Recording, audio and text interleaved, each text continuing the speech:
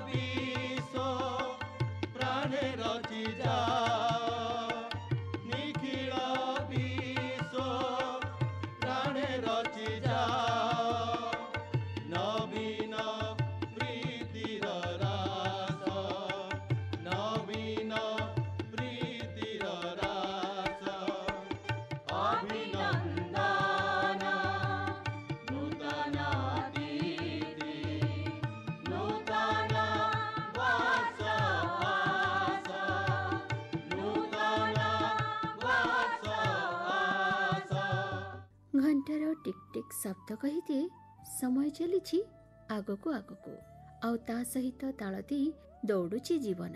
हाँ जीवन प्रवहमान कैलेंडर पृष्ठा परे पृष्ठा ओलटि जाई केतेबेले सेकेंड मिनिट रे मिनिट घंटा रे घंटा दिन रे दिन सप्ताह रे सप्ताह मास रे आउ मास वर्ष रे उपनीत ही जाए जना पड़े नहीं।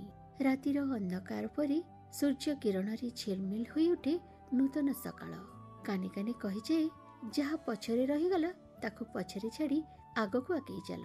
आउ से पछरे छाड़ी आसीथिबा स्मृतिर अतल गहर रे हजि जाए केते अनुभव अनुभूति। तेबे बेले बेले स्मृति पटल रे भासी उठे सेई अभुला अनुभूति आउ आमको अनेक कथा शिखै दिए। सबु विषाद कालिमा को भूली नुआ किछि करिवार मानस मंथन करे। हाँ नुआ वर्ष आम जीवन रे आनी दिए नुआ उद्दीपना स्वप्न आशा आकांक्षा। जीवन को आउ थरे नुआ करी जीवार इच्छा जगाए मनरे प्रेरणा दिए किछि करिबाकू भूल को सुधारी नेबाकू अधूरा काम को पूरा करिबाकू किछि नुआ करी देखैबारे। नुआ वर्ष मनरे भरि दिए आशा विश्वास भरोसा दिए हे जीवन तुमे हारी जाओनी निजको जीवाकू दियो। डेणा मिली उड़ीबा शिख असंभव लागुथिले भी संभव करी देखाओ। डरी जाओनी थकी जाओनी समयर सुजोग को हाथ छोड़ा करनी देखिबो सब किछि बदली जिवो। आजिर नुआ वर्ष रे एमती किछि प्रसंग को नै रहिछि आलोचना आशा भरोसा संभावनार वर्ष नुआ वर्ष। आलोचना करिसेंती डॉक्टर बीणापाणी सिंह।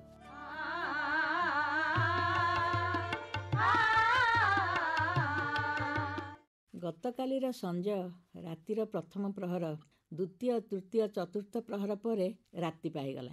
सबुदिन परी सर्वशक्तिमान ईश्वर को मने पकेली। दी हाथ जोड़ी पापुली की चाहिली। कराग्रे बसते लक्ष्मी कर मध्य सरस्वती कर मूले च गोविंदम प्रभाते कर दर्शनम।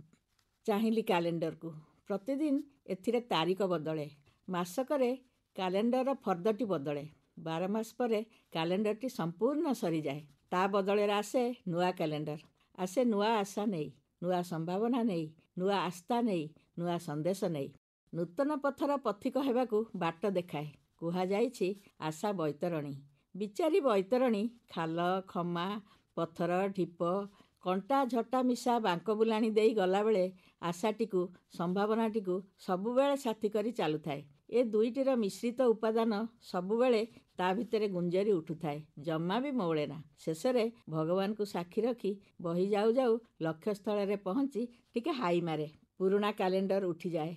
ता जगारे नुआ बरसर नुआ कैलेंडर टी समस्त को कणई चाहूची चाही चाही मने मने बाहुनी उठुची। ए दुब बड़ुथिला ए काकर खाइलो ए बोऊ ए मुत बड़ुथिली ए अलळ होइलो ए बोऊ ଏ ଦୁବକୁ କାକର ଏ ସହିଲା ନାହିଁଲ ଏ ବୋଉ ଏ ମୋ ଅଲ୍ୟଳ ପଣତ ଏ ରହିଲା ନାହିଁଲ ଏ ବୋଉ। ସବୁ ନୂଆ ପରିବେଶରେ ପାଦ ପକେଇଲା ବେଳେ ପହିଲେ ଦିହ ଥରେ। କିଛି ଦିନ ପରେ ଦିହ ଥରା ଦିହେରେ ଭେଦିଯାଏ। ସବୁ ହେଇଯାଏ ସରଳ ସୁନ୍ଦର ସୁଠାମ। ବହଲିଯାଏ ଚହଲି ଯାଇଥିବା ଅବୁଝା ମନ। ମନ ମନେଇ ନିଏ ନିଜକୁ, ଏଇ ତ ଜୀବନ। ପକ୍ଷୀର କାକଳି ପରି ଧ୍ୱନିତ ଜୀବନ, ପବିତ୍ର ପବନ ପରି ମନ।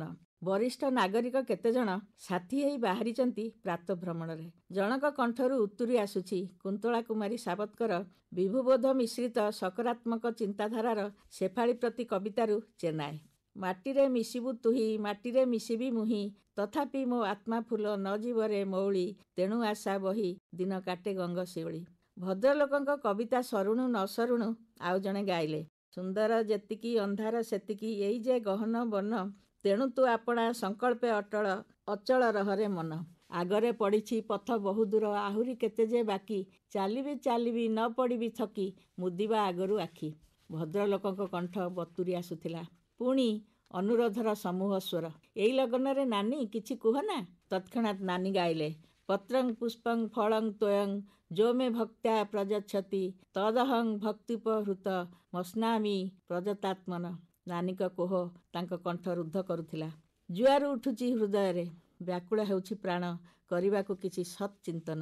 4 ବର୍ଷର ବାଳୁତ ଧ୍ରୁବ ଜାଣନ୍ତି ନାହିଁ କୁଆଡ଼େ ଯିବେ, କେମିତି ଯିବେ, କୋଉଟା ବାଟ କୋଉଟା ଅବାଟ କିଛି ଜଣା ନାହିଁ। ତଥାପି ଆଶା ସମ୍ଭାବନା ବିଶ୍ୱାସ ଦାନା ବାନ୍ଧୁଛି ମନରେ। ସହସା ଦେଖାହେଲେ ମହାମୁନି ନାରଦ। ମନ୍ତ୍ର ଦେଲେ, ଓଂ ନମୋ ଭଗବତେ ବାସୁଦେବାୟ। ମନ୍ତ୍ର ପାଇ ବିଭୋର ହେଲେ ଧ୍ରୁବ।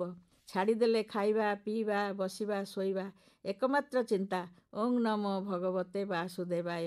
ଚେତନାରେ ବି ସେଇ ମନ୍ତ୍ର। ବନ୍ଦ ଆଖି ଭିତରେ ଅନୁରଣିତ ମନ୍ତ୍ର, ଜୀବନ ମନ୍ତ୍ର। ନିଶ୍ୱାସ ପ୍ରଶ୍ୱାସର ତାଳେ ତାଳେ ସେଇ ମନ୍ତ୍ର। ସହିପାରିଲେନି ପ୍ରଭୁ। ଅବିଳମ୍ବେ ଦେଖାଦେଲେ କୁନି ଭକ୍ତ ପ୍ରବରଙ୍କୁ। ମନେ ପଡ଼ନ୍ତି ମା ସତୀ ଅନସୂୟା। କେତେ କେତେ ସକାରାତ୍ମକ ଚିନ୍ତା ଚେତନା ସମ୍ଭାବନା ଭିତରେ ସେ ଗତି କରୁଥିଲେ। ଶେଷରେ ଠାକୁରେ ଦୟା କଲେ। ଟାଣ ହେଲା ତାଙ୍କ ଭିତରର ବିଶ୍ୱାସର ଡୋର। ବିଜୟ ଲଭିଲା ମାଟି ପାତ୍ରର ସୁଶୀତଳ ଜଳ।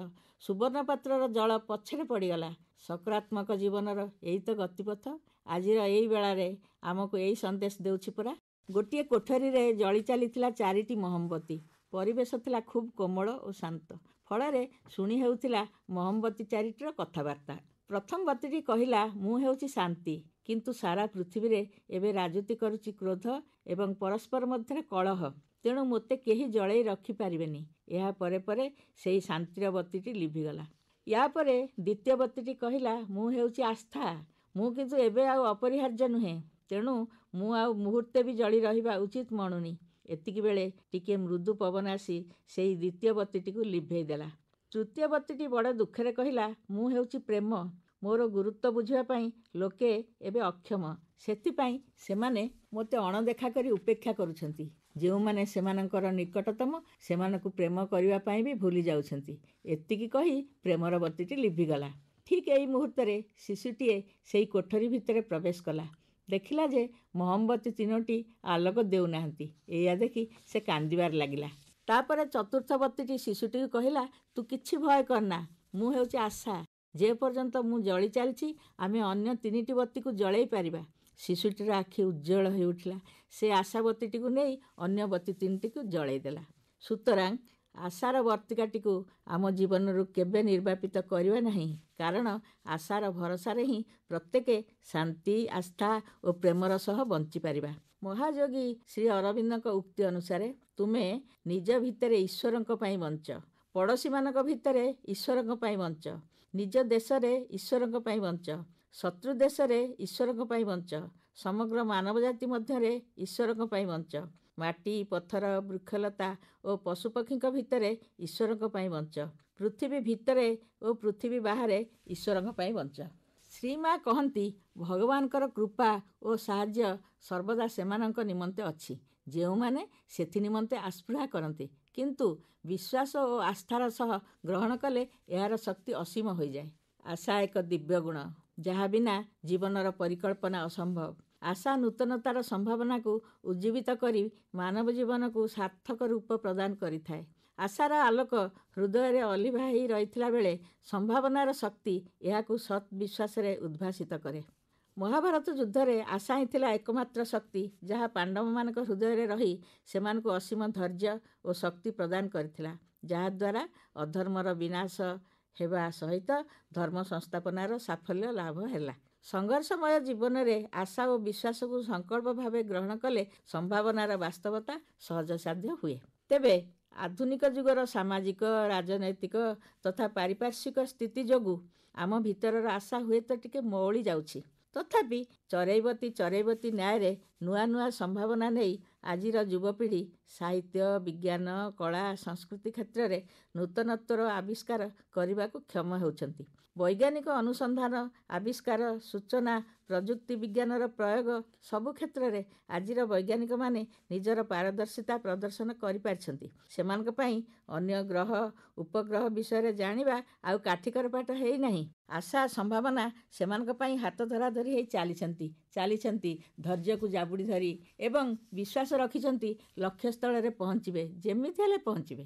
ବିଶ୍ୱାସେ ମିଳଇ ହରି ତର୍କେ ବହୁଦୂର, ଏହା ହିଁ ସେମାନଙ୍କ ମନ ଭିତରର ଗୁମର କଥା। ଆହୁରି ଗୁମର କଥା ହେଲା ସତ୍ୟକୁ ଜାବୁଡ଼ି ଧରିବା। ସତ୍ୟ ହିଁ ଭଗବାନ, ଭଗବାନ ହିଁ ସତ୍ୟ। ସତ୍ ପଥରେ ଚାଲୁଥିବା ଲୋକଟିକୁ ଭଗବାନ ତଳେ ପକେଇ ଦିଅନ୍ତି ନାହିଁ। ସେ ପଡ଼ିଗଲେ ତା ଦେହରୁ ଧୂଳି ଝାଡ଼ି ଦିଅନ୍ତି ତ ତା ବାଟରେ ଅଳିଆ ଆବର୍ଜନା ପଡ଼ିଥିଲେ ତାକୁ ଆଡ଼େଇ ଦିଅନ୍ତି।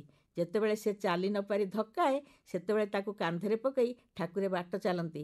ଏଇ ତ ସତ୍ପଥରେ ଚାଲୁଥିବା, ସତ୍ ଆଶା, ସତ୍ ସମ୍ଭାବନା ଓ ଅଖଣ୍ଡ ବିଶ୍ୱାସ ଥାପିଥିବା ମଣିଷଟିର ସକାରାତ୍ମକ ଭାବଧାରା। ପରମ କାରୁଣିକ ଭଗବାନ ଭକ୍ତର ଭକ୍ତି ଭାବରେ ବନ୍ଧା ପଡ଼ିଥାନ୍ତି ସବୁବେଳେ। ଏହି ପରିପ୍ରେକ୍ଷୀରେ ନାରୀମହଲ ଶୁଣିଥିବା ଭାଇ ଭଉଣୀମାନଙ୍କୁ କେତୋଟି ପ୍ରସଙ୍ଗର ଅବତାରଣା କରିବି, ଯହିଁରେ ବିଶ୍ୱାସ ହିଁ ବିଶ୍ୱାସ, କେବଳ ବିଶ୍ୱାସ। ଶ୍ରୀକ୍ଷେତ୍ର ନିକଟସ୍ଥ ପଲ୍ଲୀରେ ମାଳି ଘରେ ପଦ୍ମାର ଜନ୍ମ। ଜଗନ୍ନାଥଙ୍କ ପ୍ରତି ତାର ଥିଲା ଅସୀମ ଭକ୍ତି, ଅମାପ ଭଲ ପାଇବା। ସତେକି ସେ ଜଗନ୍ନାଥଙ୍କୁ ଭକ୍ତିରେ ବାନ୍ଧି ରଖିଥିଲା। ସେଦିନ ସେ ବାଇଗଣ କିଆରୀରେ ଜଗନ୍ନାଥଙ୍କୁ ହେଜ କରି ଗୀତ ଗୋବିନ୍ଦ ବୋଲୁଥିଲା। ଗୀତ ଗୋବିନ୍ଦର ମଧୁର ଲହରୀ ଗୋବିନ୍ଦଙ୍କୁ ମନ୍ତ୍ରମୁଗ୍ଧ କଲା। ସେ ଛପି ଛପି ଚାଲିଲେ ପଦ୍ମା ପଛେ ପଛେ।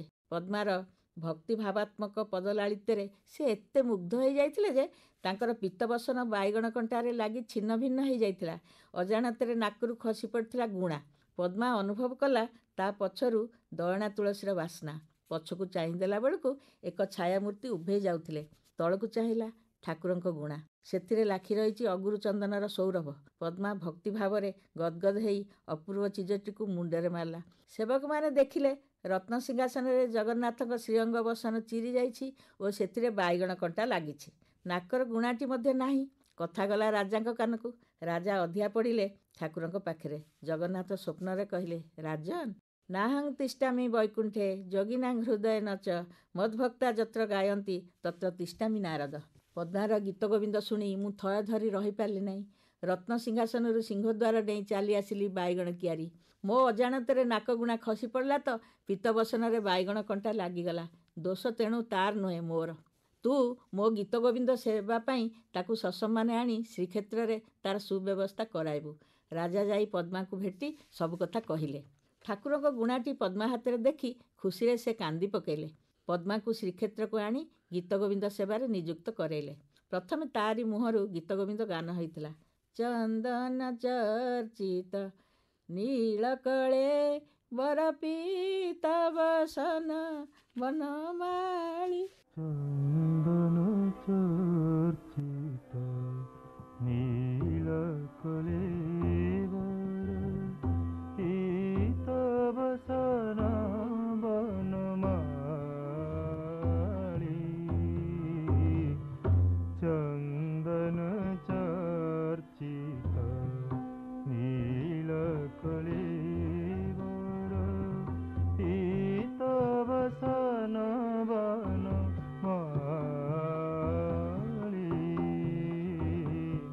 চন্দন চর্চিত নীলকলে কেলি চলন মণি কুণ্ডল মণ্ডিত। কেলি চলন মণি কুণ্ডল মণ্ডিত। গণ্ড ଗଣ୍ଡ ଯୁଗ ସ୍ମିତ ଶାଳୀ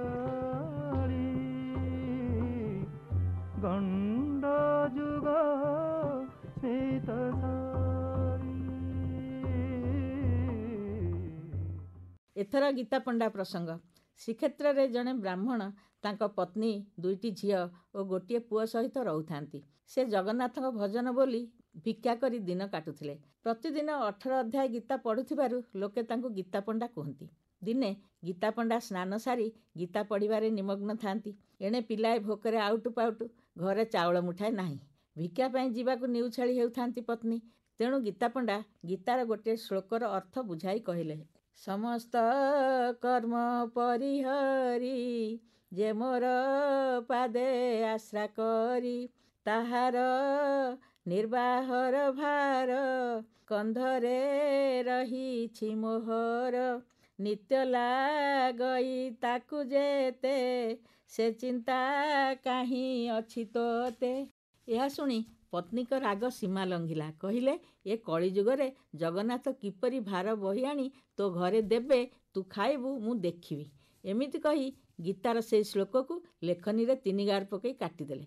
ଗୀତା ପଣ୍ଡା ଏହା ଦେଖି କାନ୍ଦି କାନ୍ଦି କବାଟ କିଳି ଘରେ ଯାଇ ଶୋଇଲେ। ପତ୍ନୀ ଅନଚିନ୍ତାରେ ଛଟପଟ ହେଉଥାନ୍ତି। ଏତିକିବେଳେ ଜଗନ୍ନାଥ ଗୋପାଳ ବାଳକ ରୂପରେ କାନ୍ଧରେ ଭାର ବହି ଗୀତା ପଣ୍ଡାଙ୍କ ଘରେ ପହଞ୍ଚିଲେ। ସେଥିରେ ଅନେକ ଖାଦ୍ୟଦ୍ରବ୍ୟ ଭରି ରହିଥିଲା। ପଣ୍ଡିଆଣିଙ୍କ ଉଦ୍ଦେଶ୍ୟରେ କହିଲେ, ମୁଁ ଗୋପାଳ ପୁଅ, ମୋ ହାତରେ ତୁମ ସ୍ୱାମୀଙ୍କ ବନ୍ଧୁ ଏସବୁ ପଠେଇଛନ୍ତି। ପିଲାମାନଙ୍କ ସହ ମା ଭାର ଜିନିଷତକ ବୋହି ଆଣିଲେ। ଘର ପୂର୍ଣ୍ଣ ହୋଇଗଲା। ଗୋପାଳ ପୁଅଙ୍କ ଉଦ୍ଦେଶ୍ୟରେ ପଣ୍ଡିଆଣୀ କହିଲେ, ଟିକେ ବସ, ମୁଁ ରୋଷେଇ କରିଦିଏ, ଖାଇକି ଯିବ। ନାଇଁ ମା, ମୁଁ ଖାଇପାରିବି ନାହିଁ, ମୋ ଜିହ୍ୱା ଚିରିଯାଇ 3 ଧାର ରକ୍ତ ବହୁଛି। ମୋର କିନ୍ତୁ ପଣ୍ଡାଙ୍କ ଅନ୍ନକୁ ଭାରି ଲୋଭ ଥିଲା। ଏହା କହି ପ୍ରଭୁ ଅନ୍ତର୍ଧ୍ୟାନ ହୋଇଗଲେ। ପତ୍ନୀଙ୍କଠୁ ସବୁ ଶୁଣି ଗୀତା ପଣ୍ଡାଙ୍କ ଆଖିରୁ ସୋରା ସୋରା ଲୁହ ନିଗିଡ଼ି ପଡ଼ିଲା। ସ୍ତ୍ରୀଙ୍କୁ କହିଲେ, ତୋ ଜୀବନ ଧନ୍ୟ, ତୁ ଜଗନ୍ନାଥଙ୍କୁ ପ୍ରତ୍ୟକ୍ଷ କଲୁ। ଗୀତା ଶ୍ଳୋକକୁ ତୁ ଯେଉଁ 3 ଗାର ପକାଇ କାଟି ଦେଇଛୁ, ସେଥିରେ ପ୍ରଭୁଙ୍କ ଜିହ୍ୱାରେ 3 ଗାରର କ୍ଷତ। ପତ୍ନୀଙ୍କ ଭୁଲ ପାଇଁ ଗୀତା ପଣ୍ଡା ସ୍ତୁତି କଲେ। କ୍ଷମା ନ କଲେ ଭଗବାନ, ନାହିଁ ଏ ତ୍ରିଭୁବନେ ସ୍ଥାନ, ଭୃତ୍ୟ ଯେ ସଦା ଅପରାଧୀ, ତୁମେ ଯେ କରୁଣା ବାରିଧି, କେବଳ ଏହି ଆଜ୍ଞା ହେଉ, ତୋ ନାମ ଧରି ଦିନ ଯାଉ। ପିତା ମାଉସୀଙ୍କ ବାତ୍ସଲ୍ୟ ଭାବ ଓ ଜଗନ୍ନାଥଙ୍କର ମାଉସୀଙ୍କୁ ପୁରନ୍ତା ଭଲ ପାଇବା କଥା ନ କହିଲେ ଅଧୁରା ରହିଯିବ ଆଜିର କଥା। ଶ୍ରୀକ୍ଷେତ୍ରର ପଶ୍ଚିମ ଦ୍ୱାର ପାଖରେ ଝାଟି ମାଟିର କୁଡ଼ିଆଟିଏ କରି ରହନ୍ତି ପିତା ମାଉସୀ। ଉତ୍ତୀର୍ଣ୍ଣ ବୟସ, ଚମ ଧୁଡ଼ୁ ଧୁଡ଼ୁ, ମଳିନ ଚେହେରା, କେଶ ବାସ ଧୂସର। ସ୍ନାନାଦି କର୍ମ ସାରି କଅଁଳ ଗାଧୁଆ ବେଳେ ପିତା ଟିକେ ରାନ୍ଧି ପଥୁରୀରେ ପୂରେଇ ନେଇଯାଆନ୍ତି ତାଙ୍କ ଗୁଲୁରୁ ଗୁଲୁରୁ ଗୁଲିଆ ପାଇଁ। ନେଇଯାଆନ୍ତି ପଣତ କାନିକି ଆଢ଼ୁଆଳ କରି, କିଏ ଦେଖିଦେଲେ ନଜର ଲାଗିଯିବ ପରା। ସେଦିନ କିନ୍ତୁ ଦେଖାହେଲେ ଦାରୁଗା ବାବୁ, ଦେଖାହେଲେ ପତିତ ପାବନଙ୍କ ପାଖରେ। ଏ ବୁଢ଼ୀ, କ'ଣ ନେଉଛୁ? ପିତା ଟିକେ। କୋଉଠିକି? ଗୁଲୁରୁ ଗୁଲୁରୁ ଗୁଲିଆ ମୋର ପିତା ଟିକେ ଖାଏ। ମୁଁ ତାକୁ ସବୁଦିନ ଦିଏ। ଏଇ ପଥୁରୀରେ ନେଇ ତାକୁ ଦେଖେଇ ଦିଏ, ଭାବରେ ଭାବରେ ତାକୁ ଖୋଇଦିଏ। ସେ କିଏ? ସେ ରତ୍ନସିଂହାସନରେ ବସିଛି ମୋ ଗେଲୁ ଜଗନ୍ନାଥ। ହଁ, ସେ ତ ଅନେଇ ବସିଛନ୍ତି ତୋ ହାତରୁ ଏଇଟାକୁ ଖାଇବାକୁ ଆଉ। ମୂର୍ଖ କାହାଙ୍କା। ଏମିତି କହି ପଥୁରୀଠୁ ଛଡ଼େଇ ନେଇ ଫୋପାଡ଼ି ଦେଲେ ରାଗିକି। ପିତା ମାଉସୀ ଲୁହ ଲାଳ ଏକାଠି କରି ଫେରିଲେ। ନ ଖାଇ ନ ପିଇ ଉପାସରେ ମସିଣା ଉପରେ ମୁହଁ ମାଡ଼ି ଶୋଇଲେ। ରାତିରେ ଠାକୁର ରାଜା ସପନରେ ଦେଖିଲେ ଶ୍ରୀଜଗନ୍ନାଥ ତାଙ୍କୁ କହୁଛନ୍ତି, ମୋ ପିତା ମାଉସୀର ପିତା ପଥୁରୀ ସେ ଦାରୁଗା ଫୋପାଡ଼ି ଦେଲା। କାହିଁକି? ପିତା ନ ଖାଇ ମୋ ପେଟ ଘୁଡ଼ୁ ଘୁଡ଼ୁ ହେଉଛି। ମାଉସୀକି ଯାଇ କ୍ଷମା ମାଗ, ତା ମୁଣ୍ଡରେ ଶିରପା ବାନ୍ଧିଦେ, ସେ ଥାନରେ ତା ପାଇଁ ସୁନ୍ଦର ବାସଟିଏ କରିଦେ। ସେ ଥିବା ଯାଏ ସବୁଦିନ ମୋତେ ପିତା ରାନ୍ଧି ଖୁଆଇବ। ସେ ଗଲା ପରେ ମୋ 56 ଭୋଗ ସହିତ ଏଇଟି ମିଶିବ। ରାଜା ଉଠି ବସିଲେ। ଅପସରି ଯାଉଥିଲେ ମହାପ୍ରଭୁ। କୋଠରୀଟି ମହକି ଉଠୁଥିଲା ବାସଚନ୍ଦନର ମହକରେ। ଆଜି ଆମ ସମ୍ମୁଖରେ ନୂଆ ଆଶା, ନୂଆ ସମ୍ଭାବନା, ନୂଆ ଆସ୍ଥା। ତା ସାଥେ ସାଥେ ପରମ କାରୁଣିକଙ୍କ ପ୍ରତି ବିଶ୍ୱାସ ଓ ଭରସା। ତାଙ୍କରି ଦୟା, କରୁଣା, ଆଶିଷ ସଭିଙ୍କ ଉପରେ ବିଛୁଡ଼ି ପଡ଼ୁ। ଆଜିର ଏ ଶୁଭ ଲଗ୍ନରେ ଏଇ ହେଉ ଆମର ଅନନ୍ୟ ଅନୁଚିନ୍ତା। ଶୁଣିଲେ ଆଲୋଚନା ଆଶା, ଭରସା, ସମ୍ଭାବନାର ବର୍ଷ, ନୂଆ ବର୍ଷ। ଆଲୋଚନା କରିଥିଲେ ଡକ୍ଟର ବୀଣାପାଣି ସିଂ। ସକାଳରେ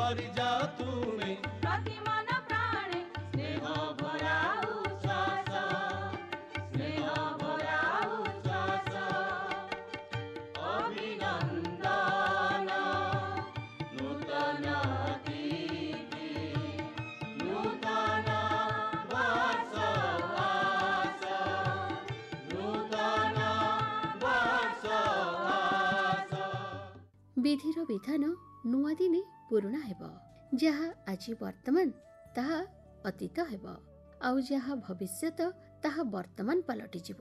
स्मृतिर आवेग आमको अनेक समय आनमना करे। वर्तमान आमको संभावना को साकार करने को कहे। संभावना और वास्तवता भितर दोली खेलुथिबा जीवन बंचिबाकु चेष्टा करे। हे नुआ वर्ष तुमे आसीछ राति अंधारर बक्ष चिरी नुआ सकाळर कଅଁଳ किरणरे पाद थापी तुमर छुआ मनरे भरिछि नूतन उन्मादना आशार कलिका फुटिबार आशा नहीं संभावना रे सिहरित रोमांचित मन प्रस्तुत तुमर अलेखा पृष्ठरे लिखिदेबा पई अनेक नुआ कहानी।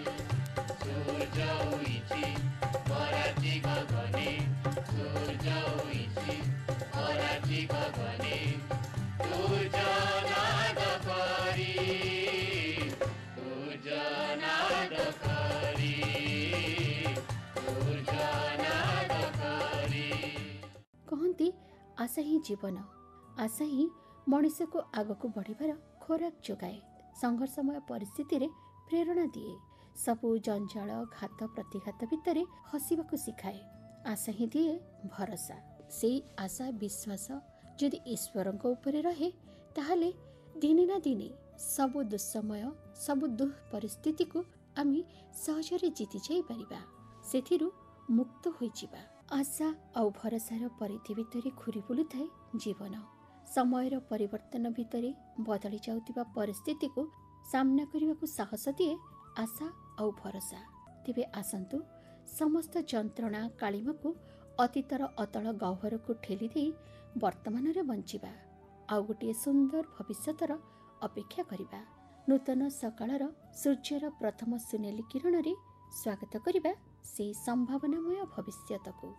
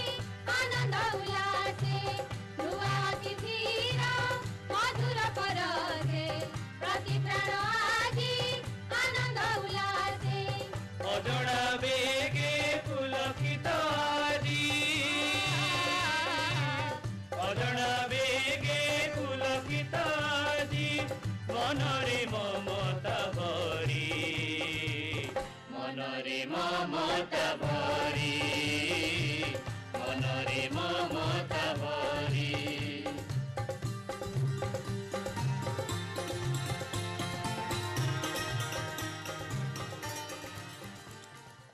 हे ନୂଆ ବର୍ଷ, ତୁମେ ଆସ ଅନ୍ଧାର ରାତିର ବୁକୁ ଚିରି ଧୀର ପଦପାତରେ।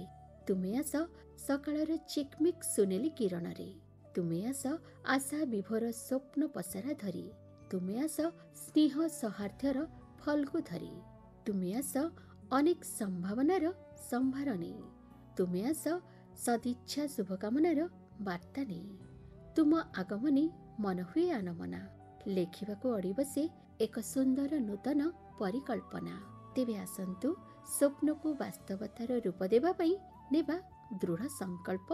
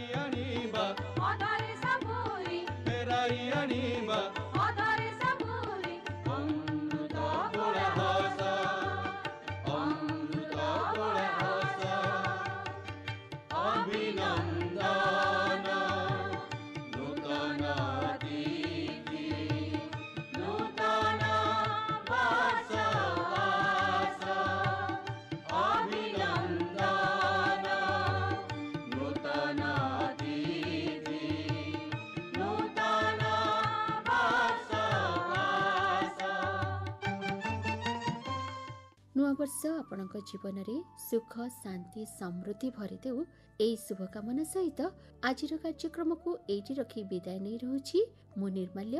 ନମସ୍କାର।